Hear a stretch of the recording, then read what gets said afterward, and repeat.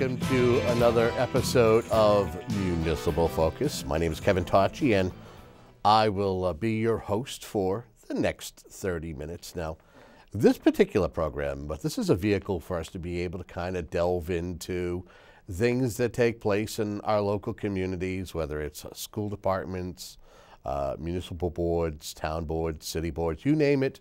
We use it as a vehicle to talk about, how the engine runs when it comes to communities. We've talked about politics as far as presidential races. Today we are going to stay right in the two communities that we serve. So we serve both the towns of Whitman and Hanson. And joining us is a gentleman who has served 3 terms, not consecutively, but on the Board of Selectmen. His name is Bruce Young, and welcome back to WHCA. Oh, good to be here, Kevin. Always a pleasure. But you get a smile when you say that. You can say, great to be here, Kevin. Yes. So the idea is just for you and I, Bruce, to kind of talk about your long, storied career as somebody who has served town government, who has served in government in one way or another. And that's where I should start is, when did you one day wake up and go, I want to serve my community. How can I do it? When did that happen, and when did you start? Actually, it was in 1977. I had been a Hanson resident for 6 years, having grown up on the east side of Brockton. Got married, moved down to Hanson with my wife, and we had a couple of kids, and I was asked to, the finance committee at the time had 7 members, and they were having trouble getting people to fill the position. They were down to a bare quorum, and the town moderator approached me because he knew that I had a financial background, and he asked me to serve on the finance committee. So folks who don't know, what in your everyday life that you've made a living, what is it that you did that got you so good when it came to numbers? For 34 years, I had worked for Tilcon, which was part of a multinational corporation, and I served for a good part of that time as the treasurer and financial controller of Tilcon, Massachusetts Incorporated, which was formerly Warren Brothers Company. And the history of them is they held the first patents on bituminous concrete, which is what roads are made out of. Correct. And they had 43 asphalt plants in the United States and stone quarries throughout the United States. And I basically ran the Massachusetts and Rhode Island divisions of that company, the financial divisions, as treasurer controller of that company. So give me an opportunity to give you a little quiz. How many, when it comes to layers of asphalt, depending on the application, how many layers of asphalt can there be? There's usually 2, which is the base course and the top coat. And sometimes there could be as many as 3, right? Yeah, and they can be all different gradations depending on the size of the stone. The size of the stone and the asphalt and the sand. Stone, asphalt, and about between 4.5% and 5.5% of liquid AC-20 asphalt. Just a wealth of information. Yes. Wealth of information. Back as a kid, I did a little work for a construction company, so I kind of knew that. And depending on where you went, I knew that. I even know how potholes are formed. A lot of people don't know how potholes are formed. Like, oh my God, we just put this road in. People don't realize that because of our weather and how things freeze and contract, and when water gets underneath, seeps underneath and freezes, that you've got a lot of things going on with asphalt as at the ebb and flow of it. Over time, that's how it forms from it being moved around from the temperatures and moisture. This is very true. Very true. Getting back to you, serving 40 years in one aspect or another, safe to say that you like town government. What's your favorite thing about it? My favorite thing about town government is town meeting. Town meeting has often been called the purest form of democracy. And coming from a city of Brockton where they had a city council and a mayor, and people had very little voice in city government except to speak through their city councilor. Okay? When in town government, basically, you attend town meeting and you actually have a voice. Not only do you have a voice, but you can stand up and you can make comments on all articles and all budget lines appearing at town government. Not only can you do that, but you can stand up and make amendments to articles and amendments to those lines. Cause change. And you can facilitate change all by your little self, just by attending town meeting. And that's why I love to go to town meeting. I love to participate in town meeting. I love to review the warrants to town meeting and look at the articles at town meeting. And that's how I first got involved, by trying to ask intelligent questions on articles. Because all of those articles and all of those budget lines affect your pocketbook. They affect your taxes, okay? And you can have control over that. And that's interesting. A lot of people, you know, I've attended my fair share of town meetings, whether it's to provide coverage for one form of media or another, or to be there just as Joe citizen. And it's very interesting that a lot of times folks don't take town government serious. They don't take town meetings serious, where, you know, let's say any given community can have anywhere between 7 to 10 to 15,000 registered voters. But how many people, you know this, how many people normally show up at a town meeting? Oh, you can have anywhere from a bare quorum of 100, and we set the record a few years ago, back in 2015. Like 1,200? We had 1,200 people. An overflow crowd packed the Performing Arts Center of the Whitman Hanson Regional High School to attend a town meeting on one of the coldest January days, waiting in the cold to get into that building. Okay, to vote. Arts Center. Yeah, to vote on the regional school, on the new school, on whether we were going to rip down the Indian Head School in the McQuon and put up a $58 million pre-K through 5 elementary school complex. I know you're kind of talking about kind of the tail end of your service, but kind of give us the highlights of your time in town government and the various boards and committees that you served on. Starting with the Finance Committee and trying to work my way through. I actually, when I became chairman of the committee, I became chairman during the very first year of the implementation of Proposition 2.5, okay? And if people don't know what Proposition 2.5 is, I'm sure that they do. They should by now. It's the tax limitation law that was put into effect by a vote of the voters of the Commonwealth of Massachusetts in 1980, which basically restricts the increase in property taxes to 2.5% of the prior year's tax levy, okay? Which means you can't increase your tax levy on the people of the town of Hanson any more than 2.5% plus any new growth in the town. For folks who may not have been alive nearly 40 years ago when that passed back in 1980, what was it like prior to that? And with anything, any change, there's usually the oh my God, yes, the sky, you get the Chicken Little, that this is going to happen or that is going to happen. What was it like prior to the passage? And what were some of the things being said? Well, first, if I roll you back prior to the passage, please do. Understand that not only did the Proposition 2.5 accomplish what I just said, but it also did away with something called school committee autonomy. Now, not too many people know what school committee autonomy was, but I'm sure you do. Prior to Proposition 2.5, the school committee could basically vote whatever they wanted in their budget, okay? And the town meeting was powerless to do anything about it. They just had to rubber stamp it, because if they did, the school department could sue the town, and then the state would basically reinstate the money that the school department wanted. So the school committee was all powerful back then. Picture that, okay? You as a taxpayer didn't have any control over the major portion of your budget. The only control you had on the school committee was you had the ability to elect the members or not elect the members, okay? But other than that, you had no control when you got to town meeting to slash their budget or slash the assessment of the regional school department. So, but if you will reminisce with me, what was it like during the campaign to pass Prop 2.5? Do you recall? What was it like? Because we look at any campaign. We just came off of a campaign last year about charter schools. There were all kinds of fear tactics going on. Like kids would cease to get a good education. We'd have to lay off half the police force, the fire department, fires wouldn't get put out, in the whole 9 yards.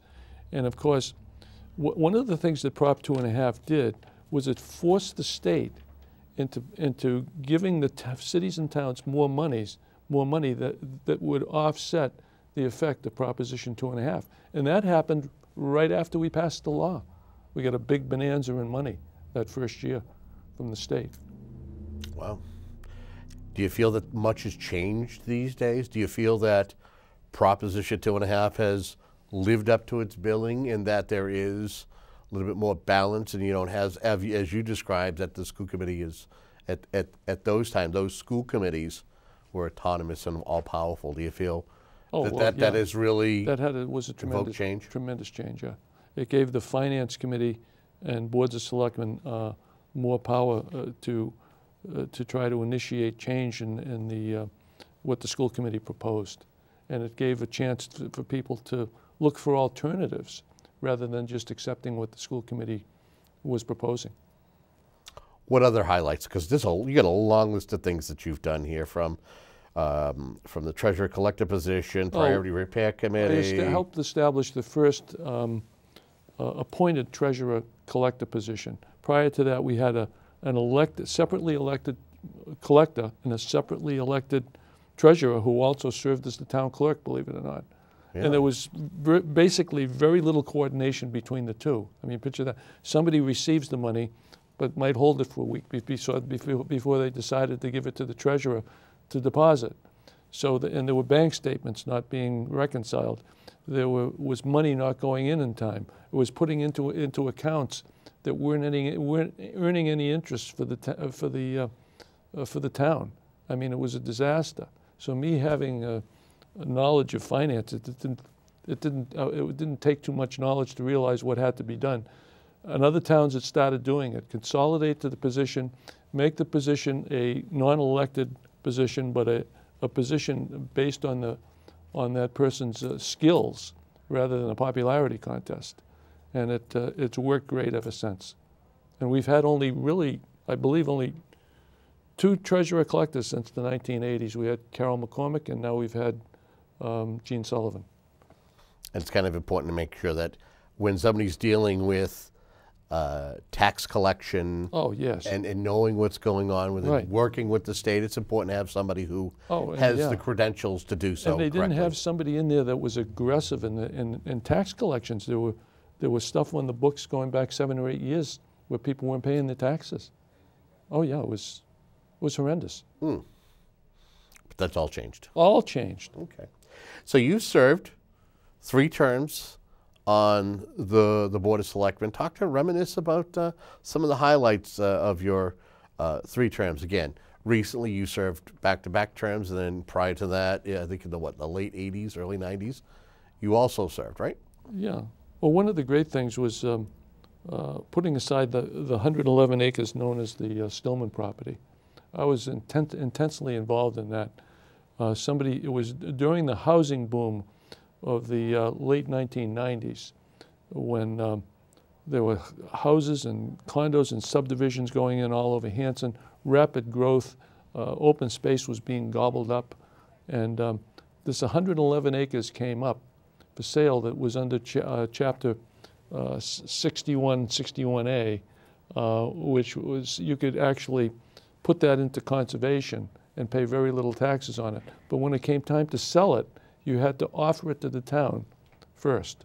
So that 111 acres of property was put aside, and now it's basically part of the kind of a subsection of the Burridge Wildlife Area. It's managed by the state, and they actually gave the town $250,000 just to manage it. So it was a beautiful section of town, 111 acre pristine acres that was set aside, and I had quite a bit to do with that, because otherwise it would have became like a 75-lot subdivision of McMansions down off of Elm Street. We can't have that. Well, it's okay to have, but at the time it was a good idea, and people bought into it because a good deal of the open space in the town was being gobbled up. You talk about the highlights. Talk to me about, just with the good times, there's always down times and maybe those times of disappointment. Would you say that during your time serving on a committee or a board, you experienced disappointment, whether it was in the process or with how things were handled? Yeah, one of the biggest disappointments was kind of an offshoot of the whole thing to do with the school, the new school project, and that was the fact that over a period of time, whenever you had a major borrowing issue under a chapter of the Mass General Laws, borrowing issues because you're putting aside money for a long term and you're committing long-term debt to the taxpayers of Hanson, has always required a 2/3 vote, a supermajority, right, on anything to do with the town for borrowing, and even schools, okay? And as you know, the first 2 votes for the new school, tearing down the Indian Head and the McQuon, failed because they did not get a 2/3 vote. Right. They get the majority, but they didn't get a 2/3 vote. And then that vote, basically, the last vote was overturned because the selectmen had claimed that the longtime attorneys for the town had made a terrible mistake over the last 30 years and said that school votes like that really didn't require a 2/3 vote. They only required a majority. And I'm saying to myself, really, we've made a mistake for 30 years and nobody's caught up to it, even the school department who proposed the $58 million school and was planning it for 7 years but didn't realize that it only required a majority vote and not a 2/3. And then they didn't find that out until the school vote failed twice. And the second time it failed, 1,200 people came. And then we're told that really their votes didn't count because it was really a 2/3. And so after that, that probably, more than anything, killed the final vote in the school because people lost trust in what was going on. Because now they were told, oh, for 30 years we've been doing it the wrong way, But how's that possible? How's it possible that for 30 years it's been done wrong? It's like saying that a whole community has been sleeping and woke up one day and goes, do you realize all the people that would have to make mistakes if that took place? Not only town council, but the town moderator. Not only the town moderator, but the town clerk. Not only the town clerk, but the Department of Revenue, who the vote goes to. Right. And they're supposed to check it, so to speak. Yes, check it. So all of those people over the past 30 years, on every vote that required a 2/3 vote and involved the regional school department, was in error. That sound logical to you? No. Okay, well. No, but again, understand. You know the facts better than I do. I understand, as a reporter. We can debate it forever. Sure. You can take your pick over to which law you want. If you want Chapter 71, that could hold true because that's dealing with regional schools. If you want the chapter that relates to municipal government and municipal-owned buildings, which those 2 buildings were, then it's another chapter of the law that always requires a 2/3 vote. Right. So take your pick, And that really wasn't a court ruling. That was an attorney's opinion. And the attorney does not wear the black robes. But I don't want to relive that. I tried to reinstate that 2/3 vote. This was where we come to my disappointment. I tried to reinstate the right of the people of the town to have a 2/3 vote.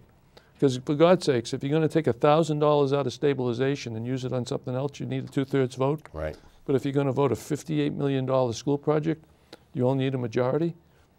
When you're going to commit long-term debt for 25 years, right, makes no sense. I tried to reinstate that. I couldn't get enough people to town meeting to be interested in it, and I lost by 13 votes. Would you say that's your lone disappointment, or are there other ones that still stay with you or that you still kind of reflect on from time to time? Well, another disappointment is people that go to town meeting and try to engage in misinformation, okay, for the purpose of misinforming people and confusing people to try to win a vote. That's one of my big disappointments, how people can do that, how they can stoop so low to do things like that. Why do you think people do that? I don't know. There's some people that believe that they can do it and get away with it because the end that they're going to get justifies the means. Other than that, what else can I say? So you're kind of saying, I'm all set with sitting on a board or a committee. What's left to do? Are there fires that still need to be put out that folks still need to stay engaged and get on and be involved in? One of the things is people need to get involved. You know, you get the same old faces over and over again participating in town government. We need new blood on both sides of the political aisle. We need conservatives as well as liberals, Democrats as well as Republicans. Okay, town government is supposed to be nonpartisan. You're not supposed to go in there with an R beside your name or a D next to your name. You're all supposed to be working together and trying to resolve things. But unfortunately, in many ways, town government has almost become like a small, capsulized version of what's going on at the federal level. And, you know, and if you win an issue, for God's sakes, the other person's got to accept it and move on. And you got a lot of people who don't want to move on. They want to relive the past, and they don't get over things. Right. What are some of the issues that still remain that need to be dealt with as you leave office? Well, you get the Plymouth County Hospital. That's moving along pretty good. We're looking at a possible Central Park. It'd be nice to have part of that property, and there's 3 different lots up there. Part of it become a commercial and small commercial, acceptable commercial property where we can have some steady revenue stream to try to offset the 94% of the residential tax base that depend on taxation and to run the town. So, and one of the big problems is that you may have this never-ending request for overrides by the school department because the state is not living up to their part of the bargain. They're not giving regional school departments the percentage that they always gave them. And the reason for that is the big elephant in the room, which is the big sucking sound and all that money going into the cities, which pushed through that equalized education bill when Deval Patrick came in. And that's when the money started to drift away from the suburbs and into the cities, okay? And that's where it's going. So we basically get thrown a bone every year as far as an increase. Can you imagine a $48 million budget, over 60% of which is funded by the state, and the state is only throwing you like $77,000, and last year they gave a big deal. They gave us $135,000 extra to run and support that portion of the school budget that's supposed to be for the town. So you know where the burden comes back on. It comes back on the taxpayers. Right. Okay, and that's not going to change unless the formula changes. Okay, and every year is less money coming back from the state, which is going to put more and more burden on the people of the town, on the taxpayers of the town, and that's unsustainable. And there's still an ongoing crisis when it comes to funding education, especially the Whitman-Hanson Regional School District, right? Oh yeah, and it's across the board, except for the cities and towns. The only way that you can get more money is to increase the number of students in your system, increase the number of people who are either at a poverty level or a reduced income level in the school system, and increase the number of people who are learning English as a second language. Those are the school districts that get more money, all right? We got about 5 minutes left. I cannot believe that we've kind of gone through our conversation and hit a lot of our high points here. So what does Bruce Young do now? Do we no longer see you at town meeting now because you're no longer on the Board of Selectmen, or are you going to be in your seat on May 1st? I told you, I love town meetings. Okay, first week of May. I'll be coming there, I'll be studying my warrant, you know. I'll be on the Board of Selectmen in May, and then that'll be my last town meeting. Right. It'll be the last time that I get to march in a parade, a Memorial Day parade, which I always love to do, and give the Gettysburg Address, because you know how I love history. You love history. Yeah. And maybe I'll be at the parades as I was before with my old phonographs playing that beautiful march music as the marchers came in and circled around the Civil War monument. I'll probably still do that. And maybe you and I can do a show on called The Sounds of Yesteryear. in which I get to bring in my old phonographs and play some of the fantastic music that was featured from the turn of the century up to around 1930 with some of the great artists of their times. Well, I will tell folks that before Bruce was a bigwig in town, that I knew that he was a bigwig. We had a chance meeting during a radio event that we were doing a live broadcast in East Bridgewater, and Bruce so happened to have his Take Me Out to the Ballpark. I wouldn't say it was an original version. It was. Of Take Me Out, and we have talked over and over and over about possibly you featuring a lot of your collection, your talking machine collection that has that folks have seen, that you're part of a group. Love to have you do something here. Yeah, we could do that. We could definitely do that. Yeah. Yep. Anything you want to say to the folks at home who are watching right now, who are fans of Bruce Young, or you know what, with popularity, there are those also who are always going to go boo.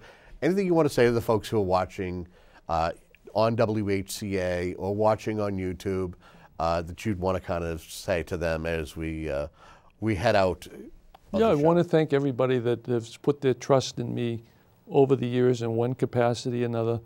I've always wanted to do whatever was best for the town of Hanson, and I respect everybody's views on how to approach things. Although there's some people who may not believe that, but I can be very strong-willed at times.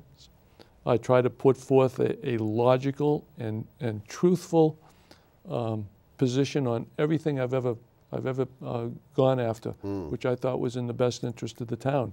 And I again want to thank everybody for who's given their support to me and supported me over the years and has congratulated me on my just about 40 years of serving the town of Hanson in one capacity or another, including yourself. Thank you, Kevin. Absolutely. Well, we get about 2 minutes left. What have people said to you since they found out that you are going to not seek another term? Well, a lot of them are very disappointed. You can't. Everybody's a unique individual. You can't clone Bruce Young, just like you can't clone Kevin Tocci. Right. We both are trying to do a great job, me for the town, you for cable access, and we're looking for that white knight that can come forward. I'd be glad to mentor anybody on the ins and outs of town government. I have a vast array of knowledge stored in this cranium of mine. As people know that I'm ready to give an opinion, I'm also ready to correct you if I know that you're wrong. So I'd be glad to do that for anybody that wants to come forward and run for public office. Well, I want to thank you very much for sharing some insight from your past 40 years serving the great town of Hanson, and we'll look forward to seeing you at your last town meeting as an elected official, your last parade, and of course seeing you as Joe citizen doing what you do best, and that is enjoying the community of Hanson. And we want to thank you very much for tuning in here to Whitman-Hanson Community Access. You have been watching Municipal Focus. Until next time, have a great day.